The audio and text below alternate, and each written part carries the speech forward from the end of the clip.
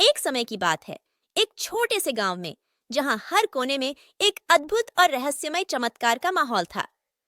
इस गांव के निवासी बच्चों के बीच एक कहानी प्रसिद्ध थी। वे कहते थे कि गांव के किसी अज्ञात स्थान पर एक ऐसा पेड़ है जिसके पास बैठते ही समय बदल जाता है। एक दिन गांव के एक छोटे से बच्चे ने वीरा नामक युवक से सुना कि वह पेड़ जो समय को बदल देता है, कहाँ है। वीरा ने उस बच्चे से पूछा, क्या तुम्हें विश्वास है कि ऐसा पेड़ हो सकता है? परंतु बच्चे ने कहा।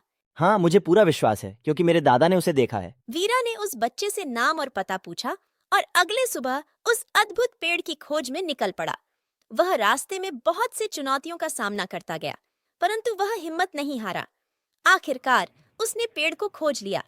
वीरा ने उस पेड़ के पास बैठते ही एहसास किया कि समय अब बदलने वाला है। वह थोड़ी देर के लिए विचार करता रहा कि क्या वह इस समय यात्रा में शामिल होना चाहता है या नहीं। बस उसने अपना फैसला किया, हाँ, मैं इस समय यात्रा में शामिल होना चाहता हूँ। और तभी समय की नींव हिलने लगी। वह अचानक एक नई दुनिया में चला गया, जहां हर मिनट कुछ नया था। वह इस नई दुनिया में हर दिन एक साहसिक कहानी में शामिल होता था। पहले दिन वह एक राजा के राजमहल में पहुंचा, जहां उसे राजकुमारी से मिलने का मौका मिला। वह राजकुमारी से भेंट करने का समय पर ब्रेक लेता है। फिर उसने एक जादूगर से मिला, जो उसे विश्वास नहीं था कि उसके हाथों में कितनी शक्ति है। वह जादूगर से बात करते समय ठहरता है, क्योंकि वह उसके कहने का मान रहा था। ऐसे ही वह हर दिन नई कहानियों में खोया रहता, हर बार ब्रेक लेता, परंतु उसकी रुचि नहीं कम होती थी। वह हर बार नई दुनियाओं में समाहित होता था, परंतु उसका मन हमेशा उसी अद्भुत पेड़ की ओर लगा होता था। एक दिन जब वीरा फिर से उस पेड़ के पास पहुंचा, तो उसने अचानक एक विचित्र चमकते हुए वस्त्र में एक वृद्ध महिला को देखा। वह वीरा के पास आई और उसने कहा। बेटा, तुम बहुत समय से मुझे ढूंढ रहे हो।